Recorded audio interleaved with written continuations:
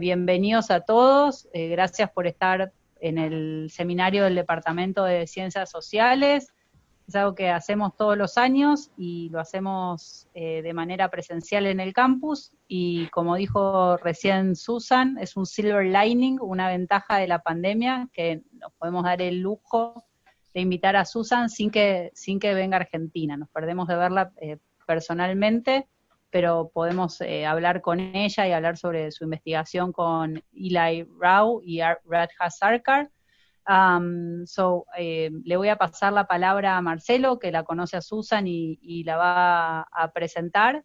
Después Susan va a hablar, Susan y sus coautoras van a hablar 20, 30 minutos, y después podemos hacer preguntas. Les pedimos que levanten la mano en el sistema, que se muteen ahora, así pueden presentar tranquila, y que levanten la mano en el sistema de Zoom para hacer preguntas, así asignamos los turnos para hablar. Muchas gracias a todos, muchas gracias Susan, muchas gracias Eli, muchas gracias Radha por estar ahí, y muchas gracias a Roberto, que organizó, y a Patricia y a Judith, que nos ayudaron también con la convocatoria y la organización. Marcelo, the floor is yours. Bueno, muchas gracias, buenas tardes a todos y a todas. Estoy muy contento de recibir a Sue Stokes en nuestro seminario. Sue es Tiffany Margaret Blake Distinguished Service Professor en la Universidad de Chicago, donde también dirige el Centro para el Estudio de la Democracia. Antes que eso, Sue trabajó durante muchos años en la Universidad de Yale, donde dirigió también el programa sobre democracia en Yale, y antes de eso también había estado en Chicago, donde regresó hace poquitos años. Nosotros, los argentinos y argentinas que leemos a Sue, conocemos bien su trabajo desde hace por lo menos 20 años. Dentro de ese trabajo, yo destacaría primero el conjunto de textos alrededor de la representación y la rendición de cuentas democrática. El primero, Mandates and Democracy, y el segundo, la compilación que hizo junto con Adam Przeworski y Bernard Manin, que es Democracy, Representation and Accountability. Y luego el conjunto de estudios en el que colaboró también con autoras y autores argentinos sobre clientelismo, que dio lugar al volumen Brokers, Voters and Clientelism, publicado en 2013, si recuerdo bien. Tenemos la enorme fortuna de que trabaje con nosotros en el departamento uno de los discípulos de Sue y coautor, Germán. Sue y Germán escribieron un texto publicado bastante más recientemente, que se pregunta por qué los ricos apoyarían la redistribución progresiva. Y también con otro colega y amigo muy querido argentino, Luis Chiumerini, Sue publicó recientemente trabajos. Luis es coautor del que acabo de mencionar, trabajos sobre represión en democracias, que son, bueno, por motivos evidentes y quizá tristes, de extraordinaria relevancia contemporánea. El texto, como hemos visto todos en la invitación a este seminario, el texto que hoy va a presentar Sue es coautoriado con Eli Rao y Radha Sarkar, y trata de ofrecer una interpretación, una explicación al motivo por el cual la asistencia electoral en los referéndums es más baja que lo que uno esperaría. Sue, es una enorme alegría tenerte con nosotros, agradecemos mucho tu muy generosa y rápida aceptación, y te escuchamos con mucha atención. Muchas gracias, Marcelo, y gracias a Roberto, Germán, qué gusto verte, y gracias a todos. We agreed with my co-authors in advance that we would do the presentation in English, so apologies for my laziness. Basically, it's good for me to practice my Spanish, but when there are technical terms, it takes a long time to figure out what they would be. So I'm happy to take questions in Spanish, whatever you're more comfortable with. So this is a project that I've been working on for a few years. I used to teach at Yale, as Marcelo mentioned, and I moved a couple of years ago back to the University of Chicago. And I'm selfishly hanging on to several excellent, outstanding Yale graduate students as co-authors. couldn't give them up. And so, so two of them are co-authors on the paper, as you can see. Shahana Sheikh is also, I think she may be out there. She's another Yale grad student who's been very involved in this project. So this is a new project, or newish project for me and for us. It's the sort of the book that I'm writing, and the papers that we're collaborating on have different sort of aspects. Some of them have to do with sort of elite strategy vis-a-vis moments, instances of direct democracy and representative systems, and others have to do with mass behavior, voting behavior. As you can see in this paper, we think the two things aren't entirely delinked. We think that party strategy and mass behavior are as usual, somewhat linked as well. So I'll start with an observation that, when we talk about democracy, we mean indirect democracy, we mean representative democracy. That's what prevails in the world today. So it might be tempting to say, well, the world of democracy is representative systems, but it's also interesting to observe that the vast majority of representative democracies on planet Earth do maintain some mechanisms of direct democracy. So referendums, plebiscites, recalls, citizen initiatives, and other kind of instances or mechanisms of that kind. So I think it's fair to say that what we have is representative systems in which we try to incorporate some aspect of direct democracy.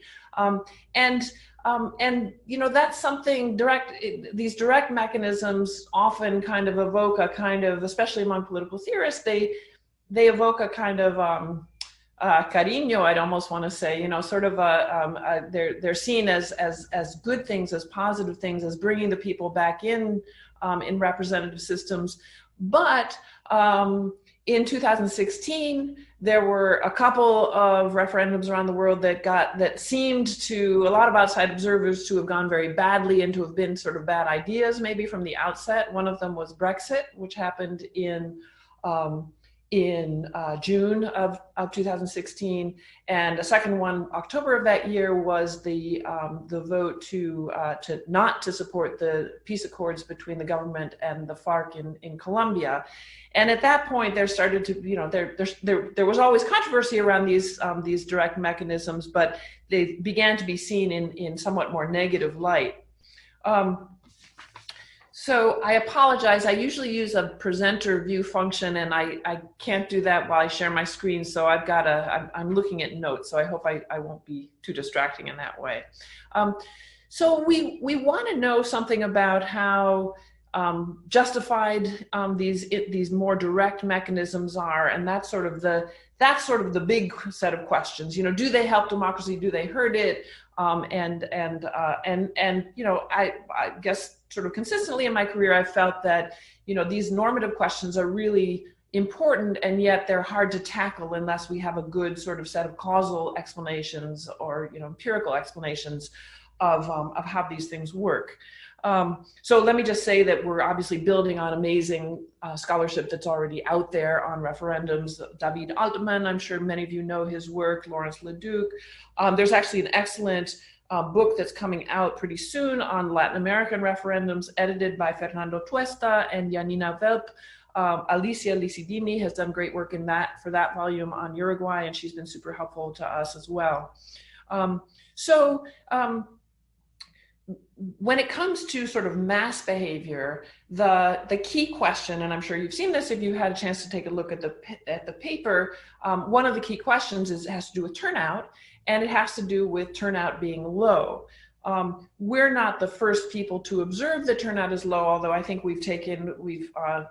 thanks to my collaborators, we've done a better social science job at kind of showing that's true. And you can intuit that if turnout there are certain kinds of explanations for low turnout that would tend to tell us that this isn't such a great idea.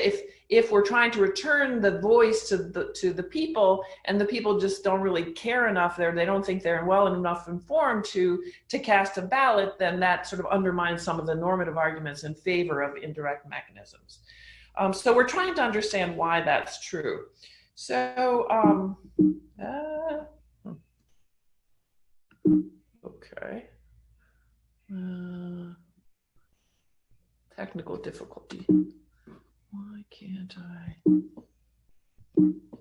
I? I'm not able to advance my PowerPoint. Okay, sorry. Let me try this again. I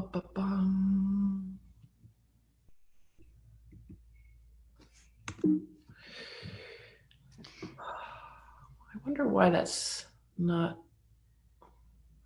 Maybe I need to be on the same screen. Hold on, sorry.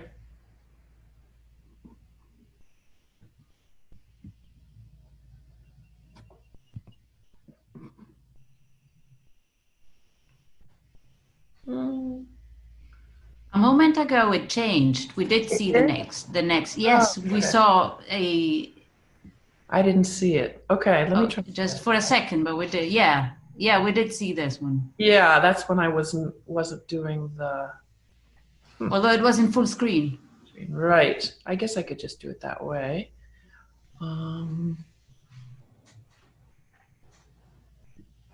Okay, we'll try one more time. There we go. Great. Thank you. So this is an illustration of turnout in referendums compared to candidate elections. And all of the observations in red are ones in which turnout was lower in the referendum than in the candidate election, and the ones in blue are ones in which it was higher.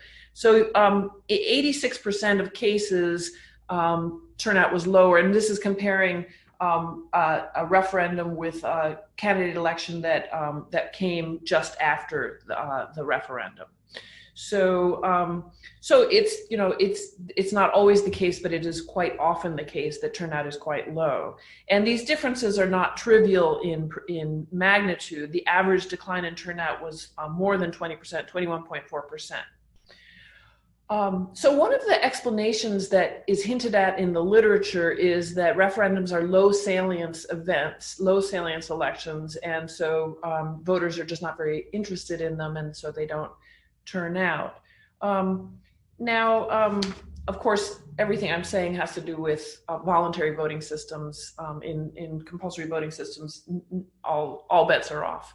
But let me show you a couple of quotes that sort of suggest something else might be going on. So the first one is from a book by Sean McGraw about Irish politics. He went around and interviewed a lot of TDs who are members of the Irish Parliament.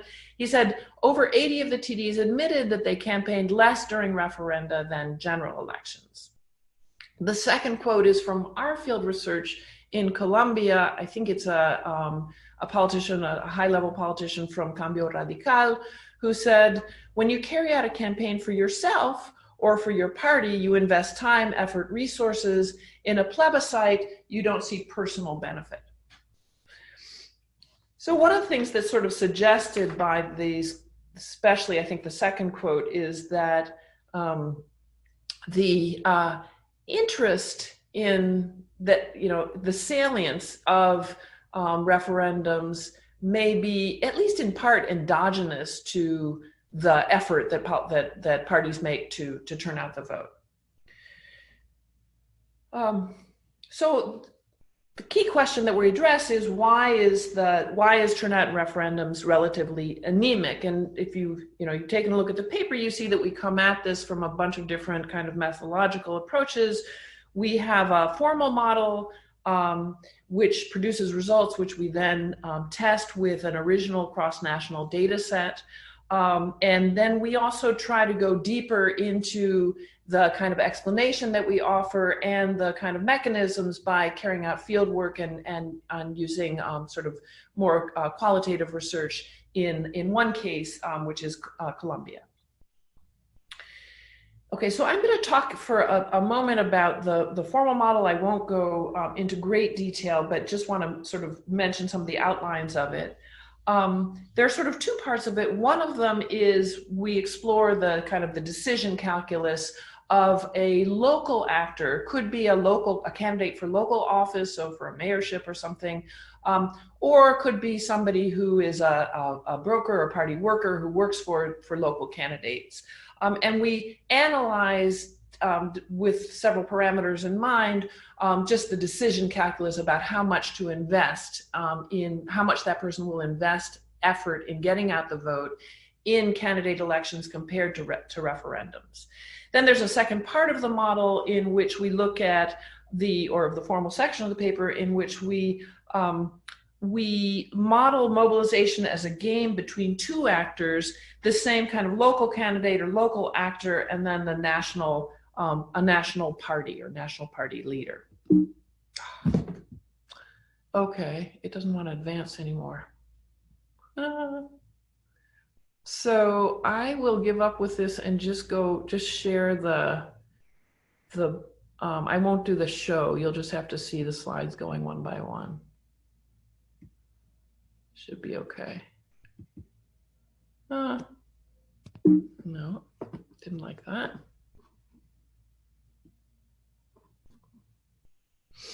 You could try just pressing the arrows, maybe on the bottom left half.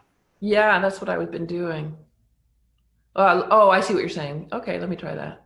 Thanks. Here. Thank you. Okay, so key parameters of the model. One has to do with motivations of the local candidate or activist. Are they interested in just achieving office, or do they have are they policy motivated or ideologically motivated? A second parameter has to do with the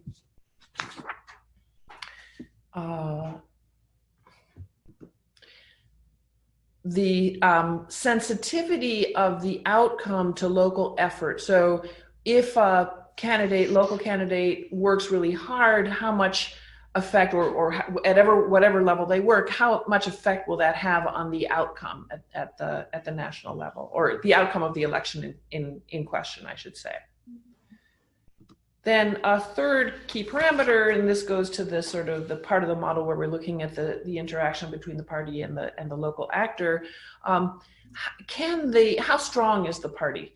Can the party use nominations? Can it use access to the kind of brand of the political party to allocate candidacies, and can it reward and punish local actors conditional on their level of effort? So let me then turn to some sort of key, just a mix of sort of assumptions and results of the model. One is that one that helps motivate the model is that local candidates or brokers will have less of an effect on the outcome on a national referendum than they will on their own election or the election of the local boss. A second is that even if the local actor, part of that is that even if the local actor exerts enormous effort in a referendum, her efforts will have a small effect on the outcome. Another observation is that local actors will tend to be less highly motivated to work in the referendum unless they happen to be very policy oriented. So this is a sort of a basic difference between the kinds of elections. Candidate elections, particularly in some kinds of systems, have a lot to do with winning office and getting access to the spoils of office, where referendums tend to have to do with policy reforms or sometimes with institutional reforms. And so if you are a local actor who cares a lot about office and very little about policy, or if you're from a sort of clientelistic party, a non-programmatic political party, you're going to be less motivated to get out the vote in a referendum, because it's sort of not what you usually do. It's not sort of the bread and butter of electoral mobilization that you're accustomed to. And in addition to the questions of motivation, there's also a question of capacity. How capable will these local actors be? Again, especially in non-programmatic sort of clientelistic systems, how easily can they repurpose their skill set to get out the vote for a referendum, when what they're accustomed to is much more of a kind of transactional approach to politics.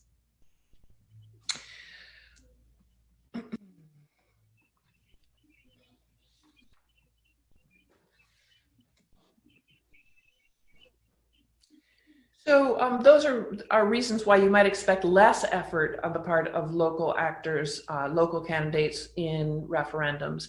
On the other hand, as I mentioned, if you have a strong party leadership, the leadership will be able to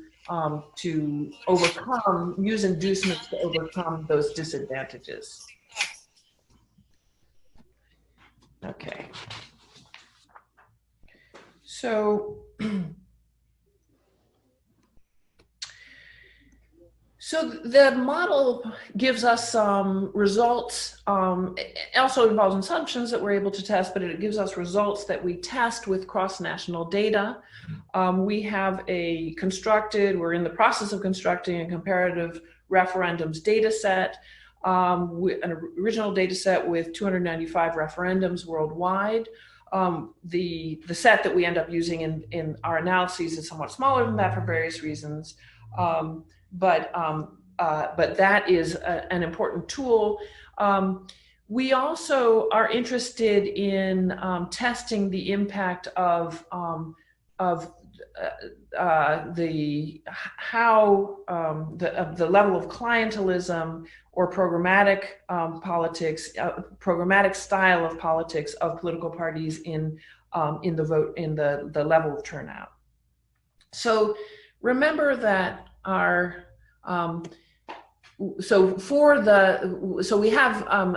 we use the DALP database, which is the really great database put together by Herbert Kitschelt and his collaborators at Duke a number of years ago. That gives us measures of party strength, having to do with how strong the party leadership is vis-a-vis the lower levels of the party, how nominations are made. And the DALP data set also has party by party scores for the degree to which parties are clientelistic or not. Okay, so keep in mind that one of the key implications of our model, results of our model, is that we expect non-programmatic parties, especially clientelistic parties, to do much less well in getting out the vote in referendums than in candidate elections. And I should mention that the dependent variable that we use in our analyses, in our cross-national analyses, is the relative referendum turnout, and that's we sort of generate a hypothetical level of turnout in a candidate election had one happened at the same time as the referendum in question in the country in question, and then we look at the difference between that level of turnout and the actual observed level of turnout in the referendum. And what this shows us, we call that dependent variable the relative referendum turnout.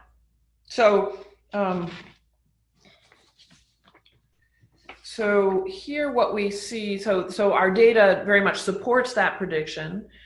We find a strongly depressing effect of clientelism on referendum turnout compared to what we would expect in simultaneous candidate elections. So keep in mind, this isn't just that clientelistic parties aren't good at turning out the vote. It means that they're relatively a lot better at turning out the vote in candidate elections than they are in referendums. So, this figure illustrates that effect quite clearly. In context with the most clientelistic parties, the predicted turnout deficit is 37 percentage points, 37 points. So it's a very big deficit, big drop. In contexts in which the ruling parties are almost entirely programmatic, the deficit is a mere 10%. So there's still a drop in turnout in referendums, but much smaller when you have programmatic parties. So now recall our model's prediction that lackluster mobilization by local candidates and other local actors in non-programmatic parties could be effectively countered or sort of overcome in situations with a strong party leadership. So the idea here is that the party leadership has deliberately called the referendum, and I should have said earlier that we're looking at cases in which the government calls the referendum. These aren't citizen initiatives. And when that political party is strong vis-a-vis the lower levels of the party, our expectation is that the deficit in turnout in the referendum will be countervailed.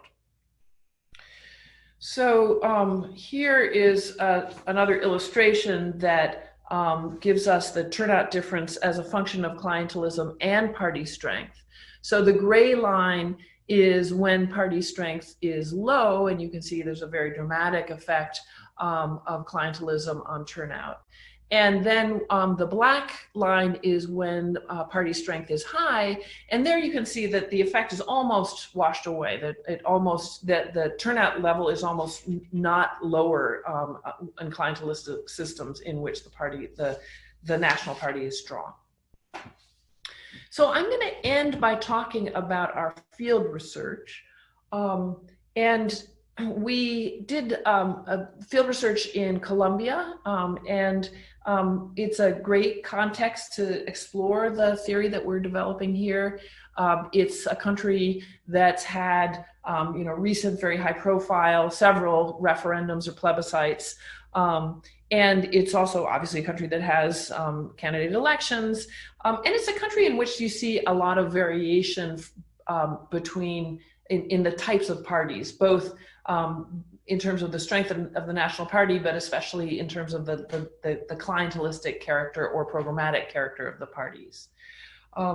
So in the 2016 referendum on the peace accords, that was an effort by the government of Juan Manuel Santos to get explicit popular support for peace accords that his government had signed with the FARC. And this was a referendum that didn't have to happen legally. In fact, you may recall that after the yes side lost, after the no side prevailed in that referendum, they made some changes to the peace accords and then went to Congress and got them passed by Congress, which Santos could have done from the beginning. The parties on the yes side in that campaign, that referendum campaign, were for the most part clientelistic. So there was Santos's party, the La U, the liberal parties and the conservative parties, sort of traditional, very clientelistic parties in Colombia. There were some leftist parties that were in favor of the yes, that didn't work so closely with the rest of the yes campaign. And those parties obviously are more ideological and programmatic. Now the party, I should say, on the no side is Álvaro Uribe Centro Democrático. The CD has some clientelistic aspects. It obviously is, sort of it revolves around a very powerful individual personality in the form of Uribe, but it's also by comparison, a much more programmatic and an ideological party in the Colombian context. So it is very much a law and order party vis-a-vis a sort of mano dura, vis-a-vis the kind of the conflict, and it's also a very much on economic policy, very strongly pro-business party. So in advance of the referendum, well, they called it a plebiscite for reasons that I can go into, and I won't go into them now. Santos and his allies in the Congress knew that turnout could be a problem, and they actually made a bunch of changes, legal changes that reduced the sort of the bar for turnout, so that turnout could be relatively low, and if the yes votes outnumbered the no votes, it would still pass. So they were very aware of this problem. But nevertheless, what happened, as I'm sure you remember, was in the end was that turnout was high enough, but the no side got more votes than the yes side, and so the plebiscite failed. So we use a combination of public opinion surveys and interview material from our field work to make the case that the theory that we've been developing is really well illustrated in the Colombian example. So let me just remind you about the, oh gosh. Okay. This is from public opinion surveys in the lead up to the vote. LAPOP surveys. They ask Colombians whether they plan to vote yes or no, and whether whether they plan to abstain. So we estimate time trends in these responses using the date of the interview for each respondent to predict their likelihood of turning out for the yes or the no side. At the beginning of the campaigns in early August, about 40% of respondents intended to vote yes, and about 15 to 20% intended to vote no. The remaining 40 to 45% indicated that they would abstain. By the time the referendum approached in early October, only 25% said they would abstain. So the effect of the campaign in these data was to shift people from the abstain side from being abstainers to the no side, which is, we don't think that this reflects the percentage of people who actually turned out to vote. Obviously, it doesn't, but it is consistent with a kind of a sense in which the yes side was sort of burdened by the clientelistic style of politics and was much less effective in getting out the vote than the yes side and the Centro Democrático. So I think there's a sort of very proud of the qualitative parts of this paper that give, I think, some real richness and depth to these sort of internal incentive problems that I've been talking about. But here's just to give you one. This is from somebody from Cambio Radical, who's talking about who was a member of the Yes Coalition, or the party was. He says, when you carry out a campaign for yourself, so this is, I quoted a little bit of this earlier, you invest time, effort, resources, whatever you need. In a plebiscite, you don't see your personal benefit. So there's much more apathy, and it's very difficult to get people to work together. Another quote reflecting some of these same problems: the peace deal was a wish shared by many Colombians, but it was not going to be realized through the parties. That is to say, it was outside the traditional mobilization mechanisms of parties. It would probably not have been possible for political parties without concrete electoral incentives. And I should add, it was not possible for the parties that were on the yes side. The no parties were quite effective in getting out the vote. So just to summarize, scholars have noticed that turnout is relatively low in referendums, but haven't fully explained that fact. We argue that internal obstacles within political parties, as much as low salience of these elections, is an important part of the explanation. Referendums don't offer spoils of office as candidate elections do. Local actors who are office motivated will have less strong incentives to invest in getting out the vote in referendums. And when they do, their efforts may not pay off as richly. They may not have the right skill set for getting voters to turn out when what they're offering is the incentive of a change of public policy or political institutions, not sort of the kind of transactional benefits that people are sometimes accustomed to. Party leaders can overcome this disadvantage when they can discipline low-level operatives, and we found confirmation in general for this account in our cross-national data explorations, as well as in our data and interviews in Colombia. So I'm happy to take your questions, and I'm actually going to get out of here. And gracias a todos. Thank you very much, Susan. That was fascinating and a little worrying too regarding the future of referenda. I please ask that anybody who wants to ask a question raise their hands, and then we'll assign turns. Susan dijo que pueden preguntar en castellano o en inglés, así que si alguien quiere preguntar en castellano se puede. Bueno, Pedro Krause. Hi, I have a question that's it's kind of basic to understand, I think, the whole paper, but it's also something that I pieced together all the parts, but I need these two definitions to make it make sense.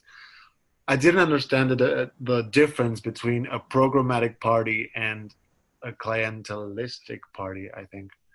And also, I did not understand how having power over your lower officials guarantees a higher turnout for referendum.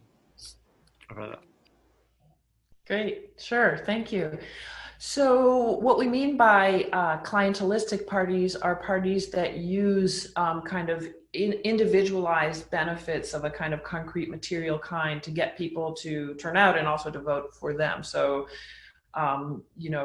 could be benefits that go at election time, the cash or mattresses or whatever it is that that parties give out, sort of in exchange for political support. Also, kind of what we would call patronage, so offers of public employment in exchange for political support. Parties that for which that's the sort of the key modus operandi. Those are what we're referring to as clientelistic parties. Whereas programmatic parties are parties that generate, kind of mobilize political support by saying what kind of public policies they'll carry out, what they intend to do, maybe what their values are, what their ideological vision is. So that's that distinction. And so when you have a clientelistic party or in a very office-oriented local actor, the idea is that the national party might be able to say, okay, if you don't turn out enough people, if we lose the referendum, and it looks like you kind of took a little vacation during the campaign, we may not, we may let somebody else run for office next time around. That's the basic idea. Great, got it. Then I see how it ties into, like, if you're office oriented, you won't invest that much money, like getting people, or like strategies, like you said, mattresses, cash, whatever, because you do not mind losing that, because it's not an office that is at stake. Right. Thank you, Pedro. Germán has a question. Hi, Sue. Okay, I have many questions, but I'll just ask maybe two, and then if there's time, I'll ask a few more. So one thing or let me start by saying that one problem that I have with the paper is that I see that there are a lot of things that are heavily correlated with each other, and I think the paper does a great job in trying to separate them. But then, in the empirics, it falls a little short. So let me start with. So one is, I think you make a compelling argument that members of clientelistic parties will be less motivated in referendums. But you also claim that their skills will be less valuable during a referenda, and I think those two things are different, and I completely agree with the first one. But the second one, I don't know. It reminds me a little bit of the story between turnout buying and vote buying. Mm. So, these guys might not be very good at persuading people, but they're very good at taking people to the polls. And in a context in which turnout is somewhat is expected to be low, clientelistic parties may actually have an advantage over other parties in terms of this is what they do. They mobilize people, and I think in part this could be solved by I don't if we think that the main thing that clientelistic parties do is buy votes or buy turnout by giving handouts to voters. In that sense, I think they should definitely have an advantage because they mobilize people that typically don't care about the issues. So they just go to the polls because they receive something in return. And so in that sense, I think I buy part of the argument, but I had trouble with some of the implications.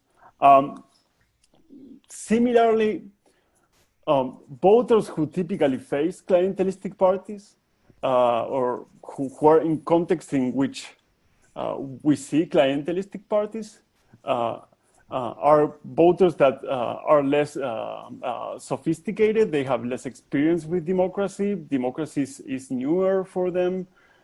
They might be in underdeveloped countries, so they might be a little bit less educated. They might have less human capital. So I think one is I would like to see the same plots you're showing, but with level of development or something like that. Is it true that turnout is typically lower in poor countries in referendums? And if it is so, then I would wonder, is it the motivations of party actors, or is it that voters are just a little bit less sophisticated? And just let me close with this. I think the Colombia case really helps understanding many of these issues. But then it could be that the no voters were just wealthier and a little bit more educated, and so they had an advantage, regardless of which parties were pushing for the no and which parties were siding for the yes. I'll stop there, and but thank you. These are hopefully these are helpful comments. Yeah. Mm-hmm. Yeah. No, that's great. I feel like Germán and I could get into a long conversation, and I'm a little worried. What time do we end altogether? Where's it? We had planned on ending at 6, but we can go over a little more. We can finish at 4:15. So okay, no, that's fine. Yeah, no, those are great comments. So we're in terms of the the cross-national statistical model, we're very aware that a lot of people will want to see controls and other kinds of, want to be sure that it's clientelism and not something else about the, about being an underdeveloped country, about being a new democracy and so on. I'm pretty confident, one of the things that's really interesting though, is that keep in mind that this is, whatever it is that the parties aren't doing very well for referendums, they are doing, it's relative to how well they're doing with the candidate elections. So it's not that voters, just don't know about elections at all. It's that they're not, I think what you're saying is maybe it takes a certain kind of sophisticated voter from a wealthy country where democracy has been going on a long time to care about, some of the issues that come up in referendums. And so it has more to do with voter motivation. We can do more to explore that statistically and also with qualitative information. I've been looking at a lot of these things. I feel like I'm barely a Latin Americanist anymore. I spend a lot of time worrying about, referendums in Ireland. Ireland is a great example of a country that's been, an independent democracy for a long time and pretty highly politicized and, pretty sophisticated electorate. And you see exactly the same kind of fall off with referendums for the reasons that, at least if you believe what they tell you, the reasons are similar. It's somewhat clientelistic, and these TDs who I cited at the beginning, who McGraw cites, can't really be bothered when it comes to, trying to get people, even in really high salience, even in really compelling questions like the ones they've had recently with, abortion and blasphemy. Blasphemy was one that came up recently, and same-sex marriage. Some of them, you get pretty good turnout, but you find that same kind of ennui on the part of some of the kind of local operatives. Agreed that the sort of motivations versus skills are two different things, and we can probably do more to separate those out in our analyses. I guess the starting point is to remember that mobilization effort is costly. So, it seems to be that, and this comes through in the interviews as well, when they are being asked to mobilize people for something that they don't really care as much about and they don't think people are going to be that responsive, they're pretty, they save their energy for the candidate elections. Then they get excited. I had a funny conversation with my colleague James Robinson here, who knows Colombian politics very well, and I said to him, this low turnout, and he said, oh yeah, in the plebiscite, they didn't pay, the parties didn't pay people, so why would they go vote? You know, so, which I think is more extreme than is the case, but still, I think there's something to that. But thank you, Herman, that's great.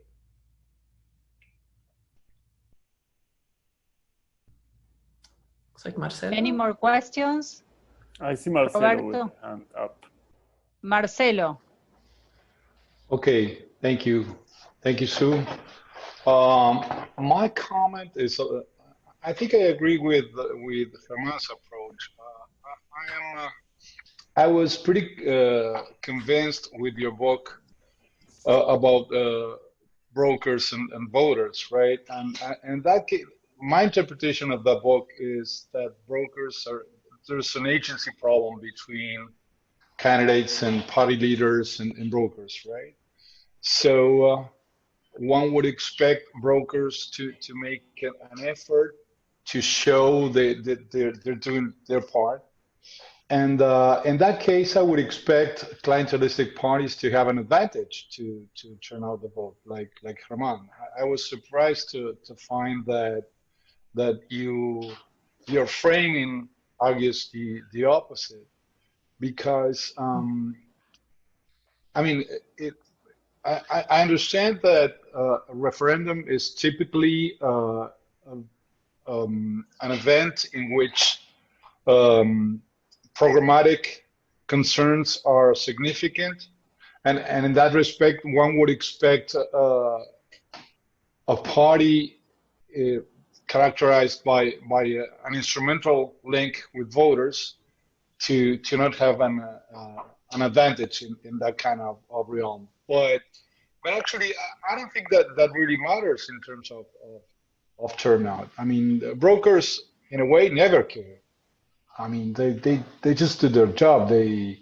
It's the same. They're turning out people to vote for something substantive in policy terms or for a candidate. They just have to show that they can mobilize people, right? And I would tend to interpret the result, the significant difference between strong clientelistic parties and weak clientelistic parties to show precisely that. I mean, that a strong clientelistic party is one that's able to discipline its brokers, in that respect to turn out the vote when it matters, right? So yeah, I think I'm more convinced by the argument of the book than by this argument about clientelism. Mm-hmm. So I think maybe the missing piece of the argument that might convince you is that when we studied clientelism and brokers, that was all candidate elections. That was getting the mayor elected or getting the party at the national level elected. And so there was a kind of flow of benefits that came down, which came to the party that might be sort of payoffs at the right before the election, or it might be offers of public employment, and a party that cares a lot, party leadership that cares a lot about a referendum going through could provide not the public employment part of it, but the sort of individualized benefits. And in that case, they would be good at getting out vote. But I think that, so if you look, for example, in Colombia, how did the Centro Democrático, which, it has a middle class professional sort of following in the cities, but it also has a strong following in rural areas and people who aren't, in some provincial areas. So they sort of substitute that kind of material incentives with kind of, ideological ferment and, persuading people that, this was really a bad deal that was being offered to the FARC. And I thought you were going to mention a more recent book where, the power of anger and kind of strong emotions to get people out to the polls. That was how they mobilized voters. And if you're a clientelistic party, that's much less part of you're really focusing on the kind of material benefits part of it. And if the material benefits just don't flow, or the offers of later employment don't make sense in the context of a referendum, then that, then that party is not at an advantage in getting out the vote. And one of the things that's interesting is that so there's an old finding in the literature going back a long way that clientelist parties are good at getting poor people and people in rural areas to vote, to turn out. And so, like in the United States, when we introduced the Australian ballot at the end of the 19th century, turnout went down among those kinds of people.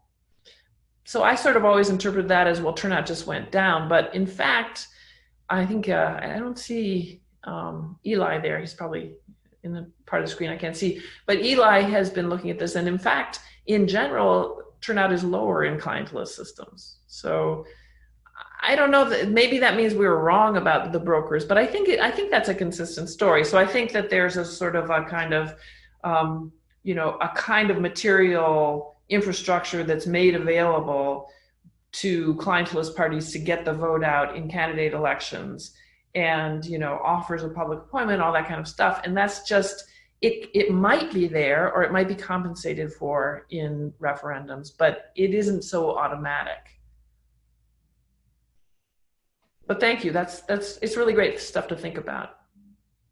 Thanks. Thank you. Alejandro Bombecki had a question.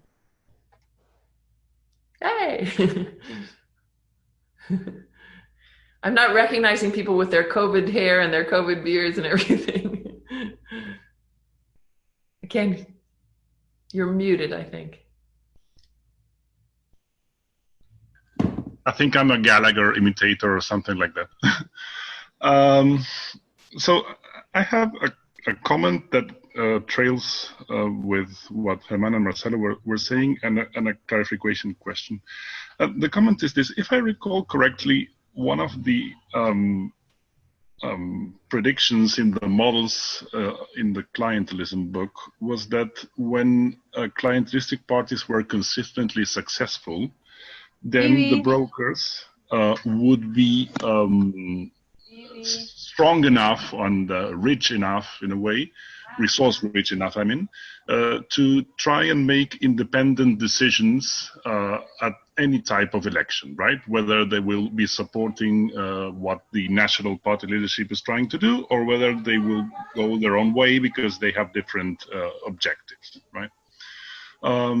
So I was wondering if this is still the case in the data that you were working with in this paper, and if so, if that would have some sort of effect that may go against the party strength variable, right? Because you can still have a strong party leadership in a clientelistic party, but if the clientelistic party is consistently successful, then maybe, right, its brokers would still be deciding what to do at any type of election.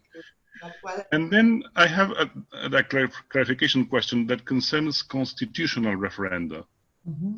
I think that you said in passing that patterns in this sort of referenda would be different than in the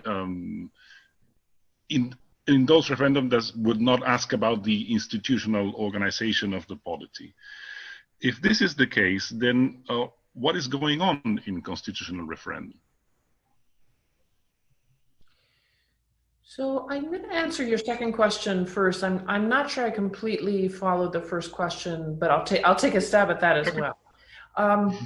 So the constitutional referendums, which are quite common, is what you're saying that they may also have that local actors may care as much about them because of changes in the sort of rules of the game? Say more about what, yes? Yes, exactly. Okay. Right, yes. Yeah. So Okay, one of the things that we are able to do but haven't done yet is look at the impact of different kinds of referendums on turnout, and that's something that we will be able to do pretty soon. You know, the constitutional referendums come in a lot of varieties, and there's one kind of constitutional referendum that's part of an effort at executive aggrandizement, which you know, it seems like it could cut either way. It could be a kind of effort at sort of democratic erosion that a party going all the way down to its base will be very enthusiastic about, and therefore, you know, might generate more effort just because of the nature of the outcome, than say something that's a bit more esoteric or that's one kind of constitutional referendum.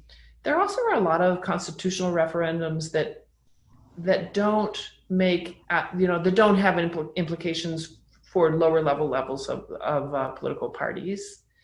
There also are constitutional referendums, or they may be constitutional, where it's changing the rules of the game in a pretty drastic way. So, you know, going from a first past the post system to a multi-member parliament kind of system. And you would expect that that might be something that kind of trickles down to the base. They might care about that as well. Just from having read about a lot of these things, it's not clear to me that that actually does matter so much in client political systems. This is because, you know, and I think this came through in the field work in Colombia as well, that these local folks have a pretty constrained worldview, and they don't seem to, you know, they don't seem to be persuaded by the upper echelons of the party that these things matter for them so much. But it's a great question, and it's something that we are almost ready to look at. So, you know, what difference does it make? I would say it's not so much constitutional versus non-constitutional. It's more different kinds of, you know, so whether constitutional or not, you know, are you changing the rules of the game in some profound way? Is it more a matter of public policy changes? You know, sometimes these things are just very esoteric, you know, the national flag in New Zealand or the national song in Australia.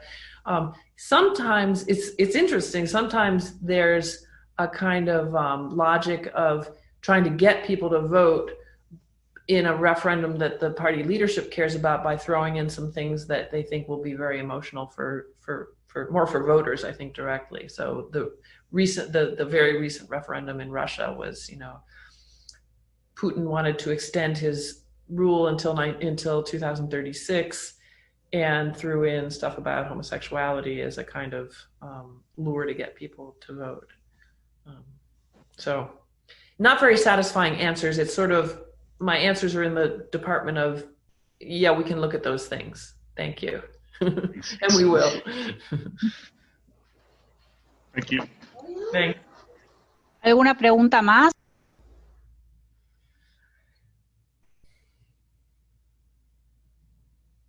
Pedro? Yeah, my question was kind of aligned with the last one.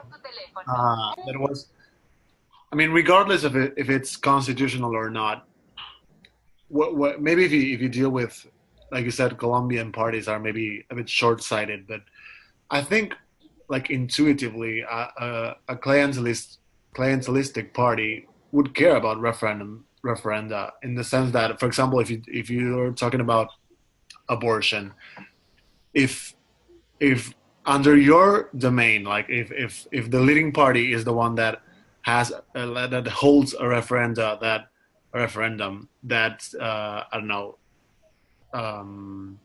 legalizes abortion, and I mean, in the long run, the voters could be angry at that. And I think intuitively, if a clientelistic party would care about every referenda, in the sense that it may condition their chances at winning in the next elections, and like we just saw, they're usually very office oriented. So I think that, like, a priori, it would seem like they would care about it. So I think it's kind of counterintuitive that they're not. Mm-hmm. Yeah. So no, that's you're right. And I don't mean to say that they never care. And it's more that they're less kind of stirred to action for most referendums than they are in candidate elections, which, you know, that's their bread and butter. That's what they do.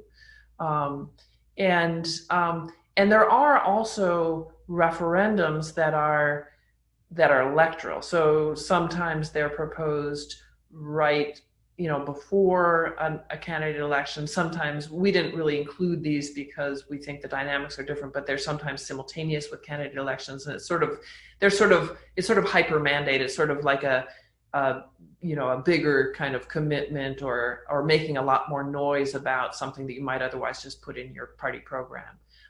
Yeah, no, that I think they care. It's sort of how much do they care relative to how much they care, and how much do they get, sort of, you know, do they get the kind of resources they need to get people out in those kind, you know, in relative terms. I mean, you know, turnout isn't zero. It just tends to be lower. Thank you. Germán. Okay, hi again. So, well, I mean, maybe people have more questions about the empirics and the paper, but I have like a very general question. Your last book with Erdem, ITAC, which I highly recommend to everyone, has, you know, but I think that the conclusion of the book has very important and positive normative implications in the way that in the sense that you say, well, you know, elections have a lot of problems to keep, you know, governments in check and keep politicians accountable. Protests also have, you know, some democratic deficits, but combined, both may actually do a good job in keeping governments in check and keeping governments responsible to voters. So I don't know if you're yet there with this project, but if you wanted to, you know, if you have some normative, you know, implications that you're thinking about in this project in terms of what does it say about democracy and the future of democracy and the importance of referendums for the democracy, I would love to hear them. Yeah.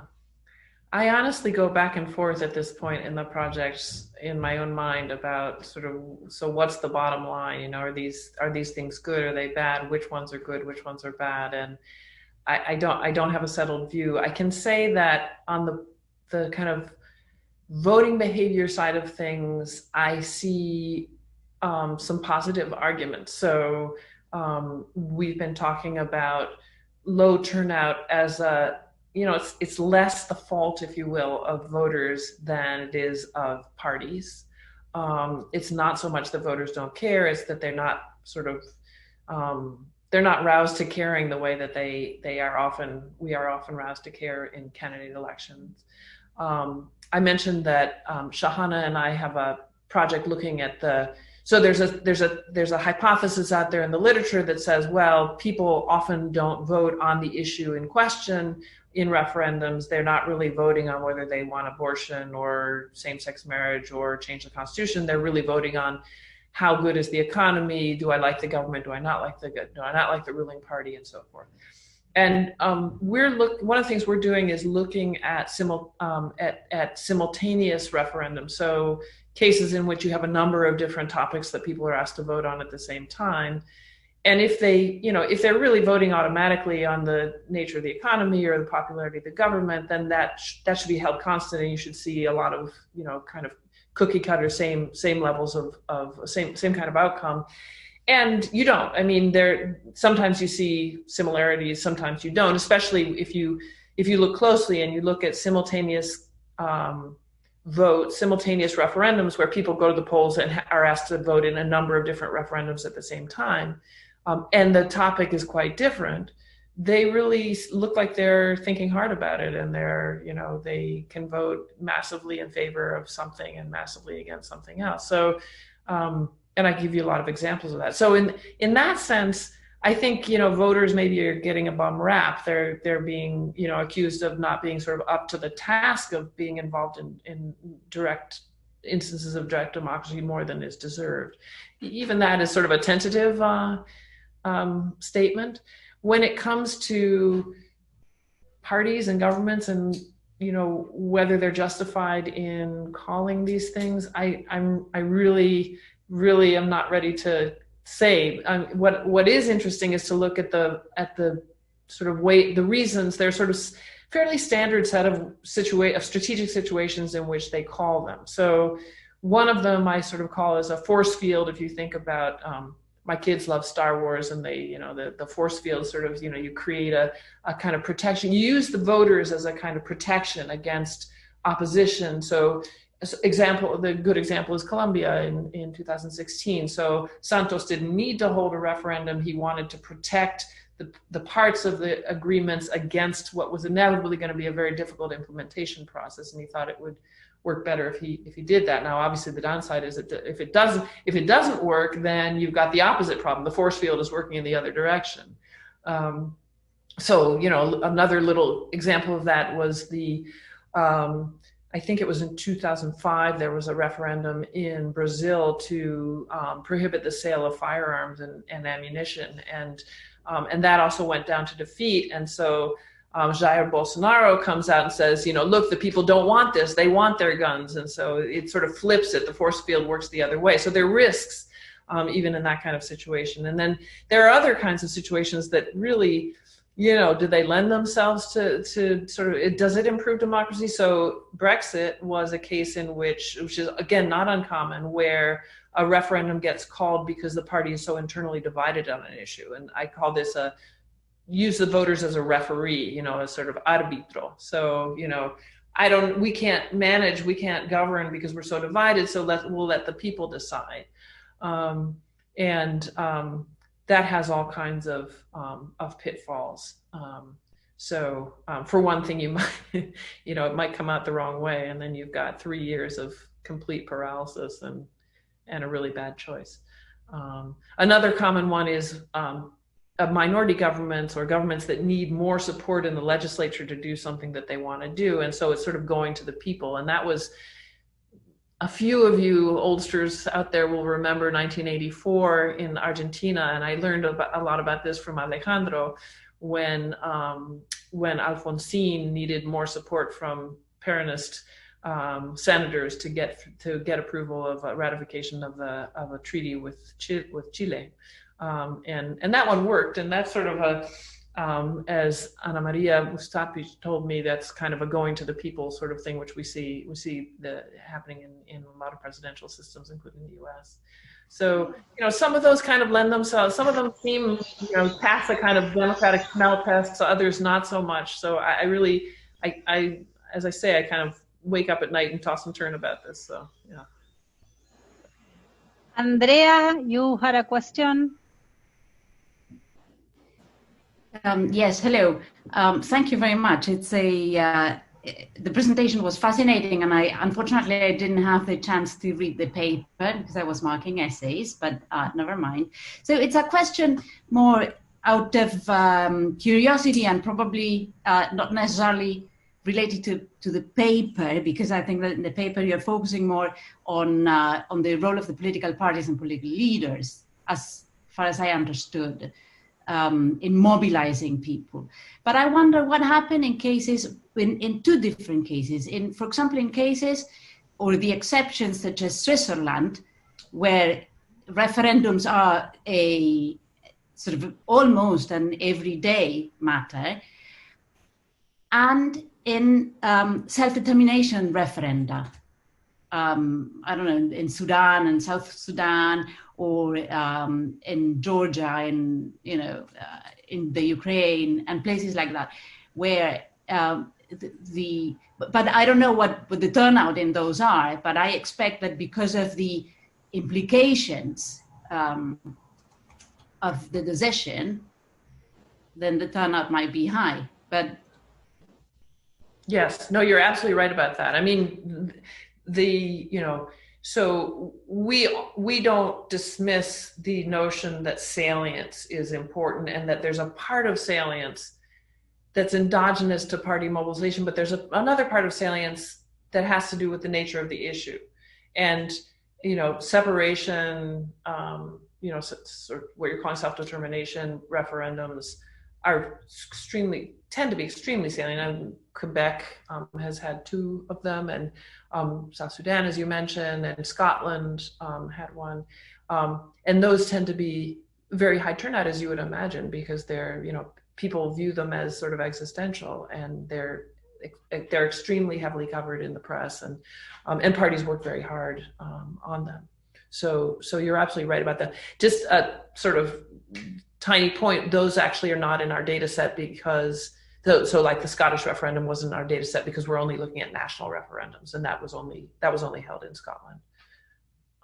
But you're right. And is that the case for, I was thinking, because as far as I know, sometimes the Swiss small referendums have to do really with everyday matters. How do people feel that is turnout very low, or do people do vote because the mechanisms in a sense are so easy that they just post them and they feel that it really matters whether they are able to overtake a car on the right or on the left, and and everyday things. Yeah, but perhaps they are not national either. I don't know. So it's just... some of them are, many are, and some are not. But they're usually citizen initiatives, which sort of has a different logic to it. So I haven't looked at them very closely. But I think your intuition is exactly right. So one of the, there are a lot of things that are different about referendums and candidate elections. And in most systems, one of the things that's different about referendums is that they're unusual. They're also, the timing of them is not as predictable and not as much under the control of governments. I mean, you know when the next Argentine elections are going to be, and even in Westminster systems, there's a little less flexibility in when those elections can be, even though there's to some degree still chosen by the leaders. Where referendums usually can happen at any time. Often governments try to have them be simultaneous with candidate elections for the reasons that we've been talking about. They think that you'll get much more of an automatic electorate if that's the case. But that often doesn't work out. They don't control them. And one of the implications of there not being that frequent, in addition to, as you're saying, maybe voters are kind of less accustomed to just going out and voting, is that I don't think that the strategizing sometimes is as good. So the leaders don't really know what's going to happen as much. And it's not that they tell themselves they don't know what's going to happen. I think they tell themselves they think they do know what's going to happen, but the fact is that they get caught short, on a lot of things. So, all of these things come together, for example, with Brexit, where David Cameron wanted to time the vote so that it wouldn't be too close to the national election because he didn't want to get it involved in the national election. But it ended up happening. The negotiations with the EU, which were prior to their taking the government taking a position officially on whether to exit or not, they went on for a long time. So that meant that the period for campaigning for the Remain side was very short, because they couldn't start campaigning to remain in Europe while they were negotiating with the EU about the terms of remaining. They needed to go to the EU and say, "Oh, damn it, we're only going to stay if you give us good results." Now the EU kind of either saw through that or miscalculated as well. I don't think they wanted the outcome that they got. But there's a lot that's kind of just less. I've used the phrase meat and potatoes, like silver lining. I don't know if that has the same, I don't know what you would say in Spanish, sort of, this is the standard thing that parties do. And what they do is they run elections, candidate elections, and referendums, with some exceptions, like Switzerland. Actually, Italy has tons of them. Ireland has quite a few.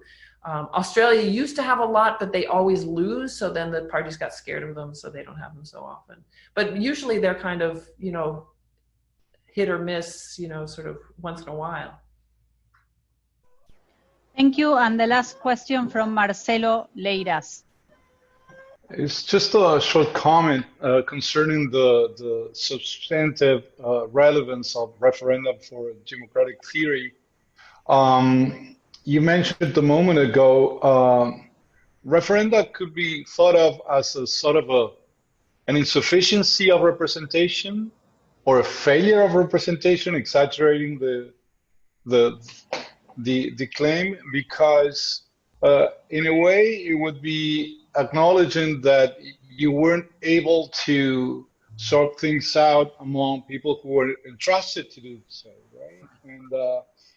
And it's not exactly going to the people, but going to a different partition of the same people to try to solve the issue. And sometimes, like it happens with the peace accords in Colombia or Brexit in Britain, a different partition is not that different from representatives, and so the issue does not get solved once and for all. I think the example of the Beagle issue in Argentina is great, because in that case the vote was overwhelming and decisive enough. But sometimes referenda are not. So if referenda could be thought of as a representation, as a sign of the insufficiency or the failure of representation, one would expect some people not to be that interested in referendum to go well, right? And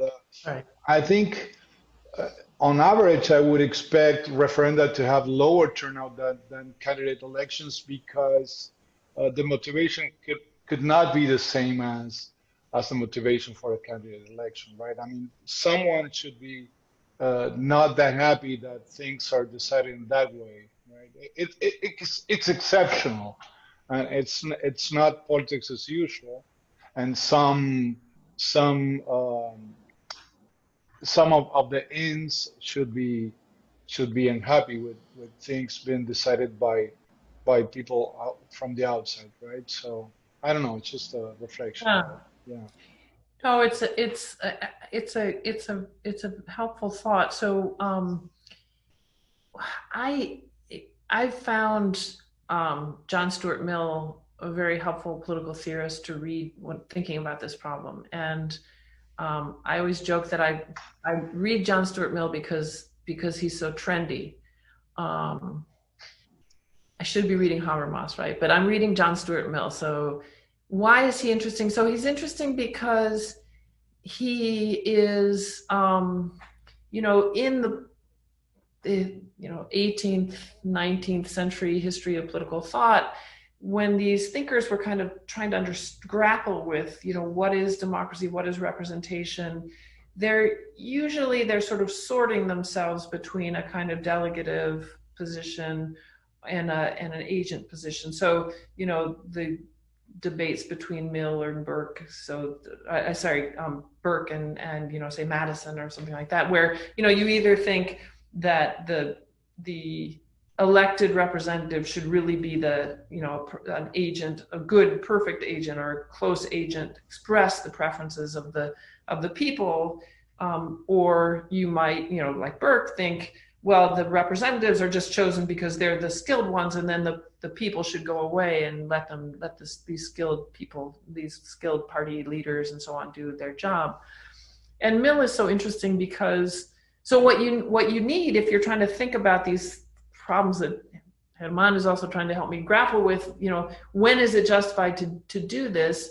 You need a political theorist who tells you sometimes it's good to delegate and sometimes it's good to have them be an agent. And Mill is brilliant at that, because Mill is, he's this, kind of contrarian, brilliant political philosopher who also was a member of parliament, who sort of says, look, mostly you should defer to you electors, you should defer to your representatives. They know better. They're part of a kind of deliberative body. They'll learn about issues. You should just let them do what they're going to do. But sometimes there are some issues that are so important to voters. They're part of their lifeblood, and you can't defer to to your elected representative. Furthermore, he had a very class conflict notion of that. He sort of says, look, if you're a working class voter in Britain, there's not going to be a candidate who's a worker, and these candidates are, they're wealthy guys who have no idea what it's like to be a laborer. And so that's my dog barking. So he sort of says, sometimes you should give them instructions and make them follow the instructions, and sometimes you shouldn't. And those sometimes, there's a lot more to it. He's very interesting at kind of thinking through the conditions. So I kind of agree with you. On the other hand, so there are moments when these referendums are held, and you think, that makes sense. So sometime we have a category in our spreadsheet is too momentous. So it's just too momentous a decision to not let the people have a say. And that actually often was true with the EU accession countries. They didn't have to, and actually earlier expansions of the EU, there was nothing that in the EU or in their own constitutions that said that they had to have a referendum, but it was just too big a deal. And everybody kind of agreed, like the political class was in favor. Excuse me, one second.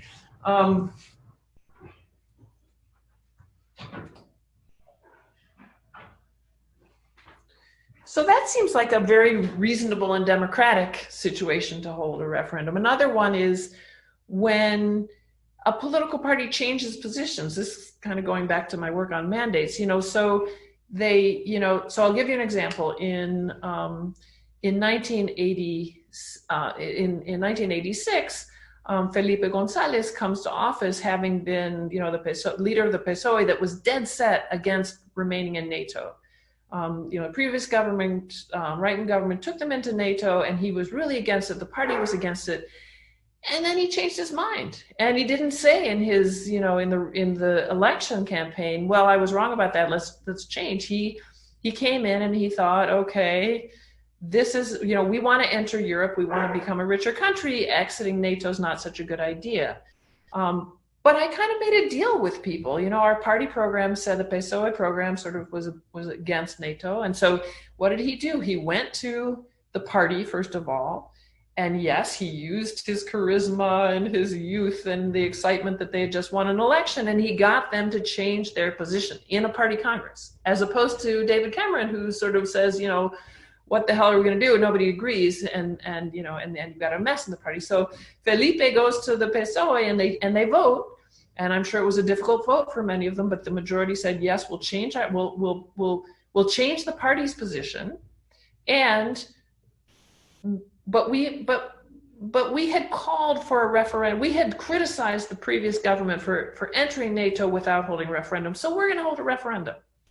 And they did, and they almost lost. In fact, if Radha's there, she and I learned when we were doing some research there last summer that he was so close to losing that he almost called off the referendum. Like in the 2 weeks before, they had to talk him into keeping it going. But anyway, that strikes me as a pretty democratic reason, for lack of a better word, for holding a referendum. And then there are lots of them that seem super bogus. So that's why I can't decide. Susan, muchas gracias a todos los asistentes, súper interesante el paper, está bien pensar cuándo y cuándo no, tener un referéndum, mucho food for thought. Gracias por participar en este primer seminario del Departamento de Sociales de San Andrés en esta etapa virtual, y seguramente leeré la comunicación con los próximos seminarios que vamos a tener durante este semestre.